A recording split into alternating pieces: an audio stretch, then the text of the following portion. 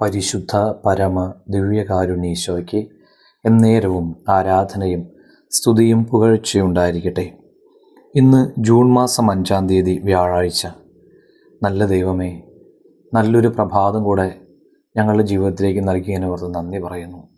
ഈ ദിവസം മുഴുവനും അങ്ങേക്ക് പ്രീതികരമായ ജീവിതം നയിക്കാൻ ഞങ്ങളെ സഹായിക്കണമേ.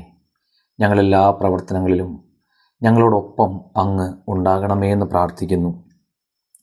ലൂക്കാസ് സുവിശേഷം 14-ാം അധ്യായം 27-ാം വചനം ധ്യാനിക്കാം.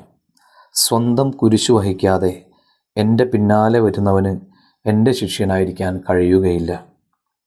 ശിഷ്യത്വത്തിൻ്റെ വിലയെക്കുറിച്ച് സംസാരിക്കുകയാണ് കർത്താവ്. ഒരുപക്ഷെ ഉപേക്ഷിക്കലിൻ്റെ വേദനയല്ലേ ഒരു ക്രിസ്തു ശിഷ്യൻ്റെ കുരിശ്?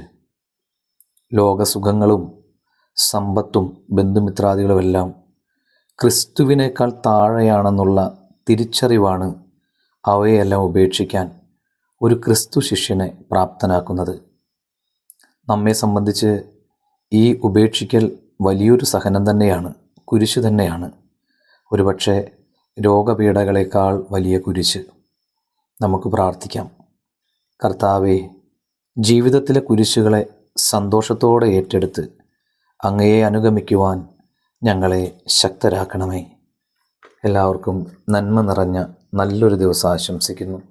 നമ്മുടെ കർത്താവ് ഈശോ മിശിഹായുടെ കൃപയും പിതാവായ ദൈവത്തിൻ്റെ സ്നേഹവും പരിശുദ്ധാത്മാവിൻ്റെ സഹവാസം ഉണ്ടാകട്ടെ, ഇപ്പോഴും എപ്പോഴും എന്നേക്കും.